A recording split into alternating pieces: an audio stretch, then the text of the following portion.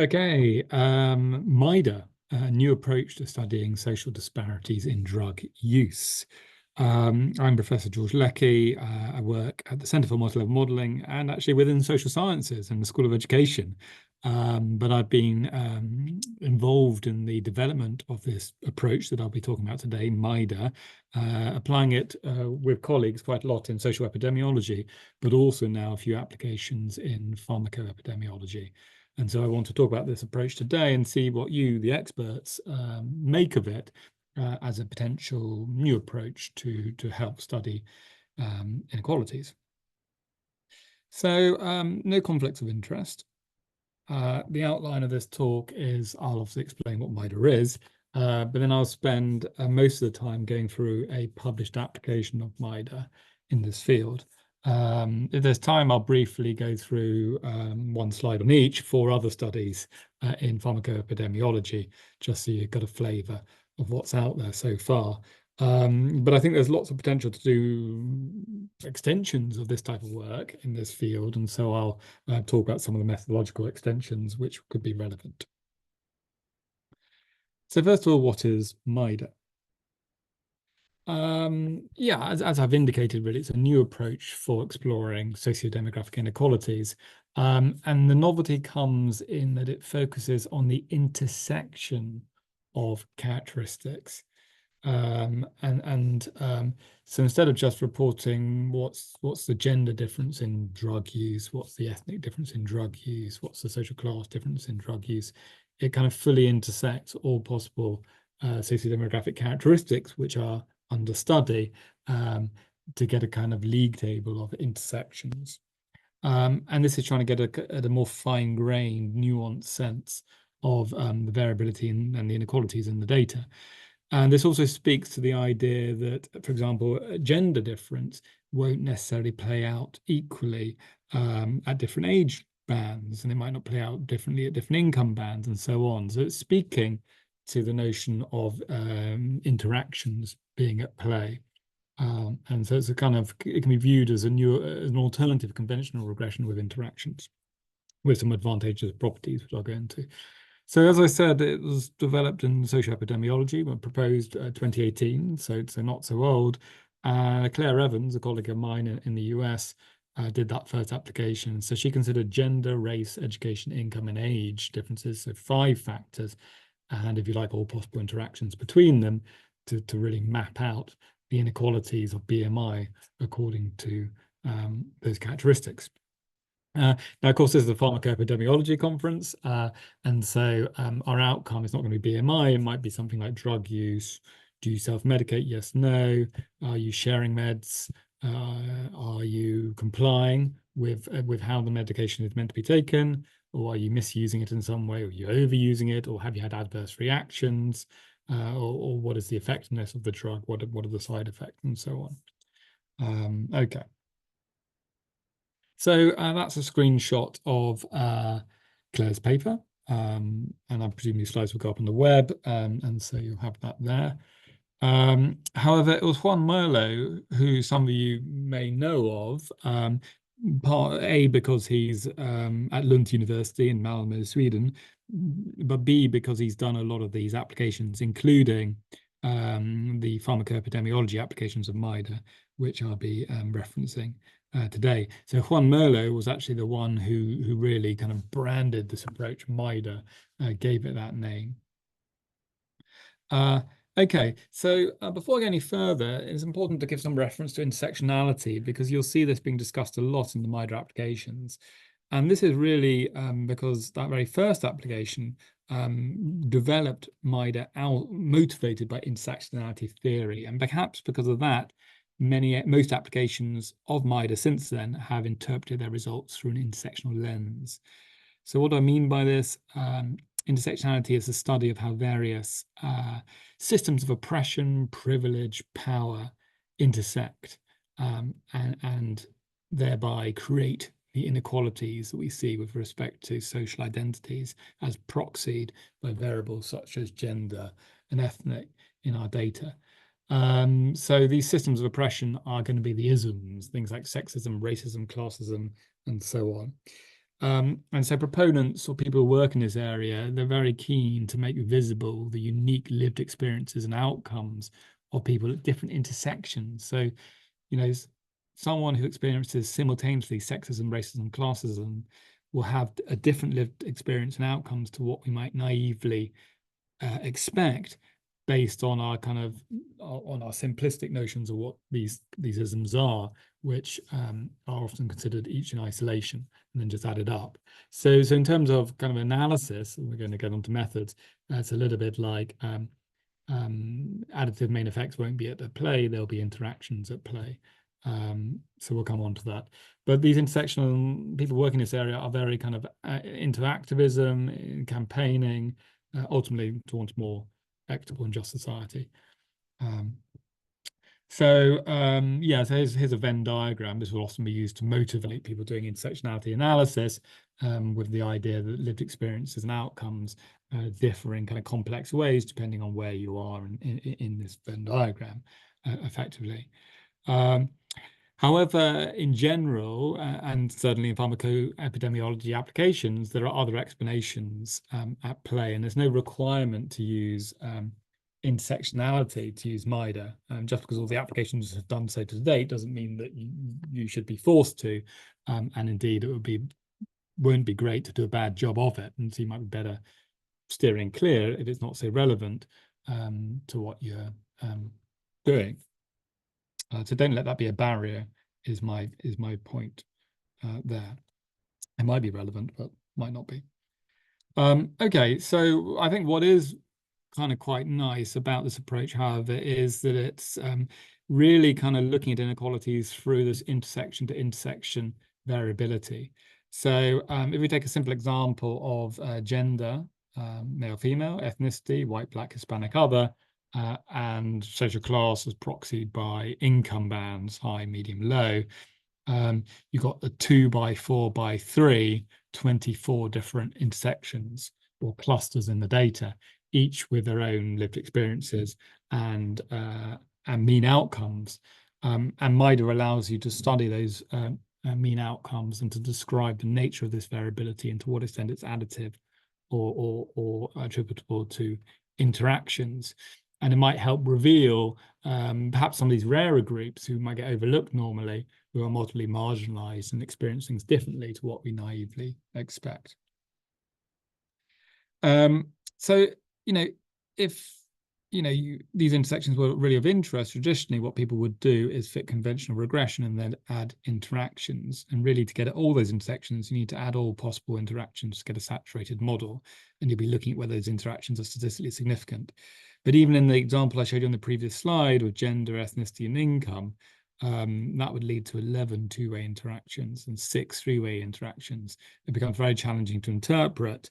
And imagine if you want to add a 4th or a 5th social identity into the mix as well, it becomes prohibitively complex. So you might turn around at that point and go, well, if it's just the intersection means that you want, why not just report the sample mean at each intersection? You could regress the outcome on intersection dummy variables, so that would give you the sample mean, or you just get it from descriptive statistics. But then you're kind of losing out on other benefits of the MAIHDA approach, which will do something different again. You're not going to learn about departures from additivity. Also, these intersections can be quite small, with and leading to unreliable estimates, noisy, and the MAIHDA approach will do something about that.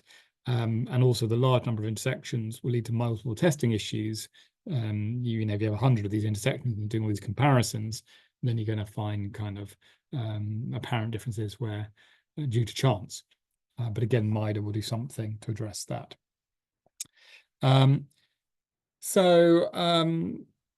Before we got to MAIHDA, given those, issues, what would you do? Well, you'd simplify, okay? And then you might kind of put in one interaction of interest or maybe two.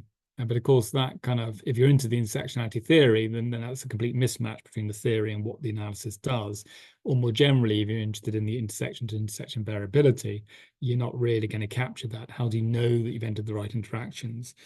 And you risk, if it's overly simplistic what you're doing, you risk mischaracterizing inequalities, and that might lead to unjust narratives. about who is suffering in terms of some kind of outcome, and that might lead one to a failure to challenge the social processes which generate those inequalities, and might lead to a misallocation or inefficiencies in how financial resources are targeted. And effectively, you might be failing to recognize and meet the needs of multiply marginalized groups as well. So this brings us into MAIHDA. MAIHDA aims to address all of these limitations that I'm going through of conventional regression. And it turns out MAIHDA is a novel application of multi-level regression, okay, a mixed model, if you like. The novelty comes in the clusters. If you've done two-level, multi-level models, you might regress some individual outcome and take into account the fact that individuals are nested within areas, or individuals are nested within hospitals, say, or physicians. Natural kind of clusters appearing in your data. Well, here the clusters are going to be the intersections of gender by ethnicity, by social class, by age, for example. And so we, the researcher, need to define the clusters from variables in our data. It's not just sitting there in the way it is normally if you're doing a multi-level analysis. And that's the kind of the novelty. We're using individual characteristics in combination to generate the clusters. But MAIHDA is really going to map the means across those intersections, look at mean differences, but do so in a way which is better than descriptive statistics. Okay. And so it's really going to allow us to ask these kind of four kind of questions. First of all, how big are intersectional inequalities? Are they important? To what extent are they accounting for the variability in individual outcomes? Or is there other factors we haven't thought about? Let's get a league table of those intersections, which are the most advantaged, which are the most disadvantaged. To what extent are these kind of means that we're observing simply attributable to the additive nature of these underlying social identities, or are there hidden interactions at play? If there are interactions at play, can we identify what they are and which intersections they're impacting? So which intersections deviate least from expectations, whether the expectations are based on additive main effects. What I should say is a MAIHDA analysis does not identify or test the role of systems of oppression, power, privilege, or more generally, other explanations of these inequalities. It still focuses on risk factors, if you like, not really the true causes within the black box. It's a descriptive approach. Okay, so I've given kind of a full intro there. Let's get into an application. So this is an application by Anna Persmack, who was a PhD student of Juan Merlo, and other authors on this paper are Claire Evans, who proposed MAIHDA originally. I'm on there from a more multi-level modeling perspective, and Subramanian, who's the supervisor of Claire Evans. And the paper, as you can see, is about the opioid crisis in the US. Essentially, it's going to look at misuse of prescription opioids across intersections defined by sociodemographic characteristics. So the motivation of the paper was in part that the media narrative of the opioid crisis was that it was primarily a white, middle-class, middle-aged, rural, suburban community type crisis. Why is that? Well, maybe the middle-aged are more likely to have chronic pain and therefore, which could be treated by opioids, and the white middle classes are more privileged, and they're more likely to have insurance to pay for prescription opioids. But the study felt that this was going to be overly simplistic and really wanted to see what the data said and to potentially challenge that dominant narrative and to show that actually opioid misuse occurs across diverse populations, including not just the multiply advantaged, but the multiply marginalized. And some of these kind of subgroups are going to be rather small, but nevertheless, their rates might be pretty high, and it's going missed currently. Also, just speaking to the intersectionality theme, which has motivated a lot of the MAIHDA development, but not essential, this paper kind of notes that actually that opioid epidemic with that white middle class framing and a kind of relatively sympathetic response by society contrasts So let's say they point to the heroin crisis, which was a Black, perhaps lower class framing where there's much greater stigmatization and criminalization. And so the study kind of leans in and kind of says, perhaps there's an element of racism and classism at play. And so that's getting at those systems of oppression. Yeah, yeah. Okay. Well, as I said before, one doesn't need to kind of lean into that intersectionality debate to do the analysis. Okay, and maybe that's a little bit forced. The empirics aren't about heroin, and so it's more of an aside in the intro. Yeah. Okay, and then this paper is basically just mapping out the intersectional inequalities. Once again, it's not talking about the explanations. So in the context of prescription opioids being misused, why might that be? Well, we're going to simply analyze the percentage of people at each intersection who are misusing opioids, but really within the black box. All of the following will differ across intersections and will be part of the story, which we're not getting at with these empirics. The experience of pain might on average differ across different intersections, as might be the ability to manage that pain without intervention, or attitudes towards taking opioids might differ across intersections. Certainly the ability to negotiate with your physician and argue, and try and get them to prescribe you opioids. Insurance will certainly differ, as we've mentioned before. Perhaps physician unconscious bias, perhaps state policies, because different intersections are more or less concentrated in different parts of the US. And if there's a geography to this, including availability, all of this might matter. So here's just kind of speculation within the black box. And perhaps that's a critique of MAIHDA, is that it's still a kind of descriptive approach. At least the applications to date. Okay, so in this application, the data were from the 2015 US National Survey on Drug Use and Health. The outcome was a question in a survey.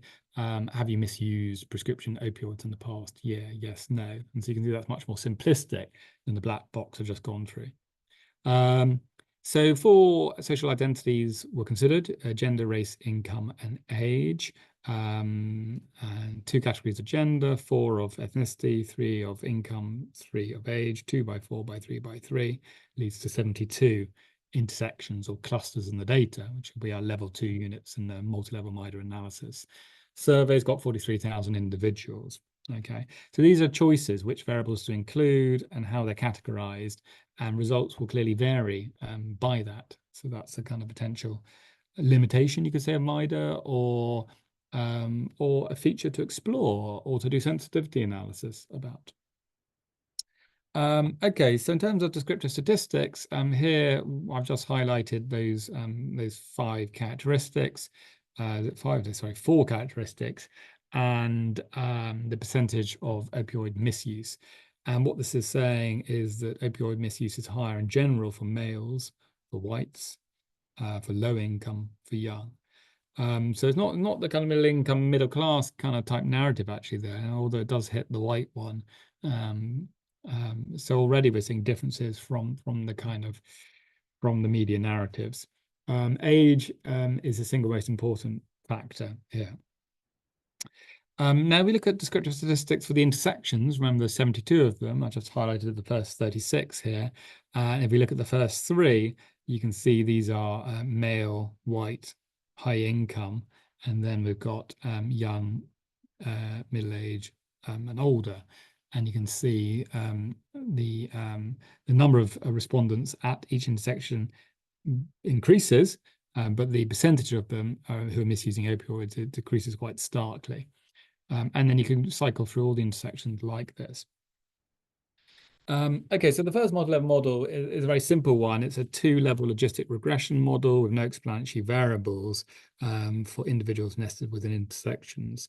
So Yij is did respondent I in intersection J, defined by their 4 social identity variables, did they misuse opioids? Yes, no. Pi-ij is the probability that they misuse, which is a thing of interest, and will give you the prevalence or predicted prevalence at each and every intersection. So the logit of the probability is the log of the odds. This is modeled in terms of an intercept and a intersection random effect. A feature of multilevel models is you can quantify the degree of clustering in the data. Now, in the current context, it is going to answer the question, how much of the variability in the propensity to misuse opioids is between intersections. Okay. And sometimes it's referred to the variance partition coefficient, and it's analogous to an R-squared statistic, saying the explanatory power of the intersections, to what extent they explain all the variability. So it can range from 0 to 100%, but most applications in MAIHDA find 5 to 10%.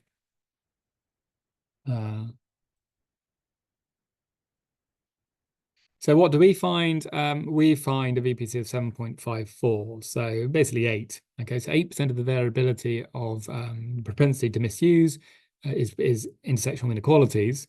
92% is operating within, on average, is operating within any given intersection, and is attributable to the many other factors which differ between individuals, even though they're identical on their gender, their ethnicity, income, and age. So that's a key statistic. So inequalities are important, but they're only part of the story. And so that's a nice feature of MAIHDA, because often if you just report the male and the female opioid rates, it kind of doesn't really communicate that there's massive diversity within each gender, and this is communicating that. Now we move on to kind of why the intersections predicted by the model different and better than the observed prevalences. And this is because they're going to be empirical Bayes predictions, which are kind of have the property of shrinkage. Essentially, what happens is the model takes those observed percentages, which we looked at in the descriptive statistics, and they get shrunk towards the overall average.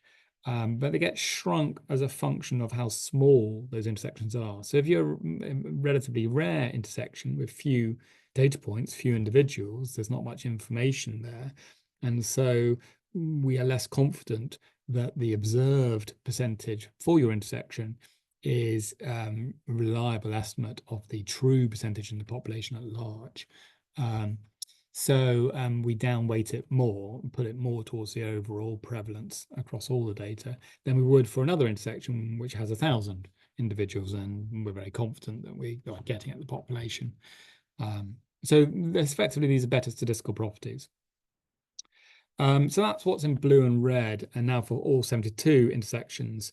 In blue are the observed percentages, in red are their model-based shrunken counterparts. So the observed percentages range from 0 to 16%, but the predicted range from 1.8 to 13%, a narrower range. And this is because the observed percentages contain an element of random variation, which leads them to be more variable than they truly are in the population, if you like. We can pick out particular ones here. So male, other ethnicity, medium income, age 50 plus, there's only 103, and they've got an observed percentage of 0, but a predicted percentage of 2.62. So of course, just because in the sample no one misuses opioids, we clearly don't think that no one in the population, which is a much larger sample, will misuse opioids. We think some will, and so we put it at 2.62. So still low, much lower than the overall average, but a more plausible estimate. And then the other extreme, the 16, which was the maximum observed percentage, this related to female Black or African-American women on high income and young, so quite an unusual intersection, and therefore there's only 50 people at that intersection. And so 16 is by far the highest observed percentage. Now, because there's only 50 people, we're not so confident that that's a great estimate of what's going on in the population. And so that gets pulled down to 10.24. So this smoothing is a kind of a desirable feature if we want to make statements about intersections, which are quite small units. This plot here kind of illustrates what we've just done. We've got our 72 intersections, and these are the observed percentages. And on the right, we've got the model 1 predicted percentages. And you can see there's less vertical variability on the right than on the left. And where we got smaller blue circles relates to a smaller intersectional size. And that orange one were those female, black, high income 18 to 29-year-olds, which saw the maximum reduction. And this is the other group there.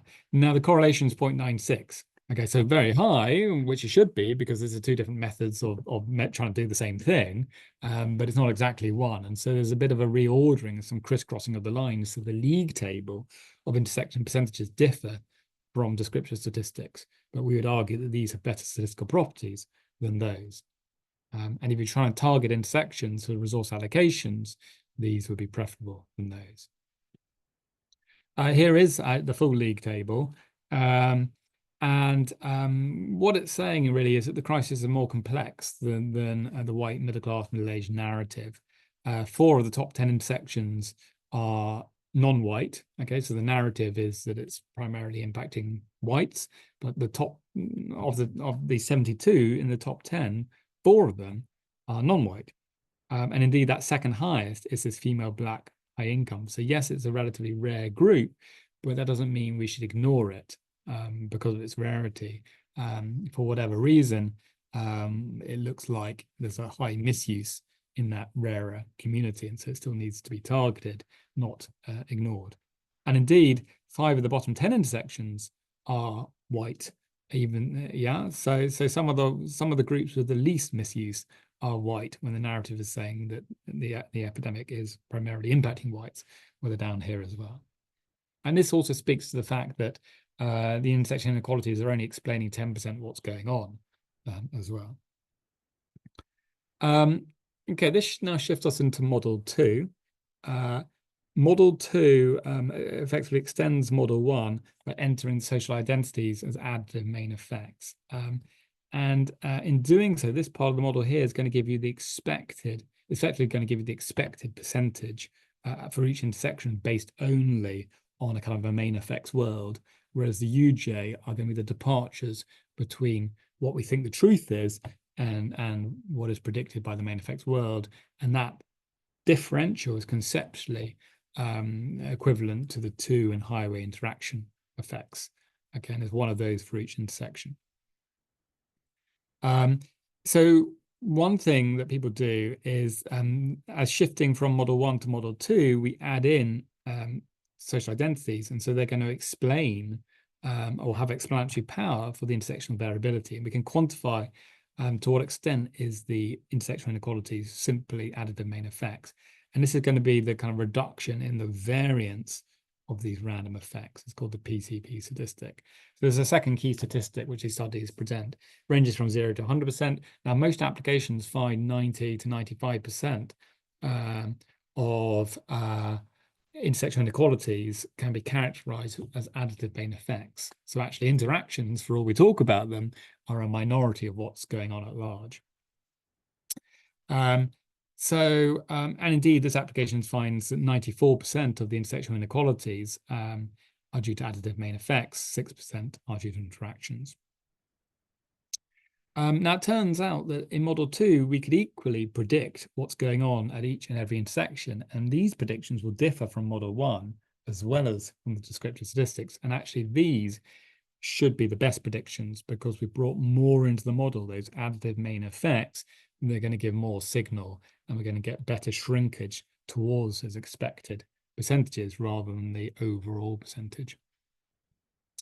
And that is what we're showing on this slide. Effectively, we had this before, but now we've got the Model 2 predictions that come in. And so moving from Model 1 to Model 2, we've got the lines are crisscrossing. And indeed, the correlation between Model 1 predictions and Model 2 is 0.89. So quite a lot of crisscrossing. And the correlation between the Model 2 predictions and the observed percentages is just 0.83. Okay, so we're really getting very different league tables depending on what method we're using. But we would argue that this is the preferred way to rank or league table the intersections. You can imagine if you had a limited number of funds and you wanted to kind of work your way down the intersections, allocating resources or doing proportionate allocation of resources, you want to know what that league table is. Now, this female black, high income, young intersection now comes all the way down to 5.25 because it's only got 50 people. And the expected percentage based on main effects was 4.8. So it's allowed to be higher than the 4.8, but not by much because there's just 50 people in there. And so really, the story you're going to tell about the data is going to differ hugely depending on if you're over here or over here for that particular intersection in particular. So here is the revised league table based on Model 2 now. And you can see that highlighted in orange, those female black high income 18 to 29-year-olds are now kind of much closer towards the middle of that distribution, right, whereas not the second highest anymore. However, even in this Model 2, which has the best predictions, we now see 5 of the top 10 are non-white. Previously from Model 1, it was 4. So we're still kind of breaking the narrative. However, only 2 of the bottom 10 are white. Previously, it was 5. So actually, that's kind of got closer to the narrative that it's primarily a white crisis, if you like. But these would be the most preferred results here. Finally, turning to the interactions themselves. So how do our kind of what we just shown, the predicted percentages at each intersection from Model 2, how do they deviate from the predictions based only on the additive main effects? That is what we got here, the predicted interaction effect on the percentage scale. Now here you can see these are pretty imprecise. Now part of this comes from the fact that the intersectional inequalities were not that big in the first place. The VPC low, the PCV was very high, so we explained a lot of a little. And finally, the sample size was relatively small, 46,000. So many of our intersections are quite small. So these 3 things in conjunction make this application one where actually these interactions, whilst there are interactions and they account for 6% of what's going on in terms of identifying what's happening at each and every intersection, we're not able to do that with any acceptable degree of precision.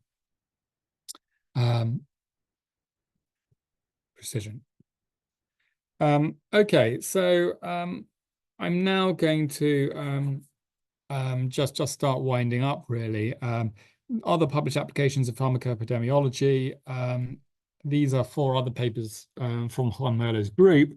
All 4 of these involve Swedish National Register data, so much bigger administrative data, although some of it is on subsets of the population. Here is another opioids study. So the outcome is not misuse, but whether the individual received prescription opioids, yes, no. But what's kind of interesting here is, as well as gender and ethnicity and so on, or immigrant status, one of the social identities is a previous psychological distress. So here we're moving away from the intersectionality motivation to bringing in other kind of variables of interest, which aren't speaking to power and privilege necessarily. Here we've got a VPC of 13%, a little bit higher, but the PCV is very high, 97%. The next application is on antidepressant use. The outcome is whether the individual received antidepressants, yes, no. Now here, psychiatric diagnosis is used as one of the social identities. So again, moving away from intersectionality. And here, 42% of the variation in antidepressant prescription is captured by these intersectional inequalities. But again, it's nearly all additive main effects. In this 4th study, women are the focus here, and the outcome is whether the woman received antidepressant prescription, yes, no. Hormonal contraception is used as one of the social identities, so again, differing from intersectionality motivation. But separate analyses were done by previous mental health status. And obviously the results, the VPCs, PCVs, and the predictions for these intersectional league tables, you get 2 of everything. And so kind of interesting side-by-side comparisons. And the final application, what they did was they were looking at people with COPD diagnosis, whether they discontinued their medication. And how does this differ across intersections? We had 18 of them, but simultaneously, how does it differ by geography? And so what's the relative importance of geographic differences versus sociodemographic inequalities? And it was all about the intersectional inequalities, not the geography in that application. Okay, so very much nearly there. Just a couple of slides on other extensions. So everything I've shown you has been binary outcomes. Do you misuse opioids? Yes, no. But you could have a continuous outcome. Obviously, the BMI was one, but there may well be continuous outcomes of pharmacoepidemiology, ordinal, nominal, count survival. Really, because MAIHDA is just a kind of in repurposing of conventional multi-level models. Multi-level models have been developed for all these response types, and so you can accommodate this. What I've shown you is the cross-section applications. If you have panel data, you could do time trends or repeated cross-sections. How do intersectional inequalities change over time? That's interesting.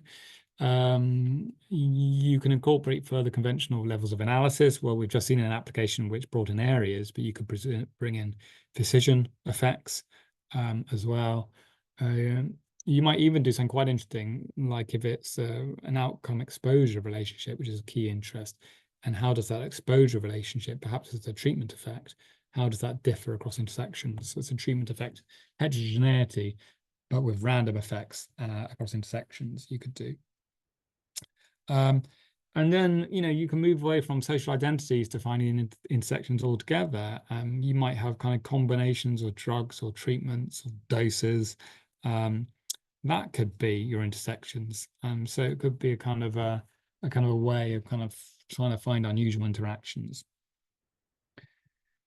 Okay, just to conclude, effectively, what we've shown in this talk is that MAIHDA is a new approach to mapping sociodemographic inequalities and individual outcomes, but it's one where the focus is primarily on the intersections of those social identities. It's like a saturated model with all possible interactions.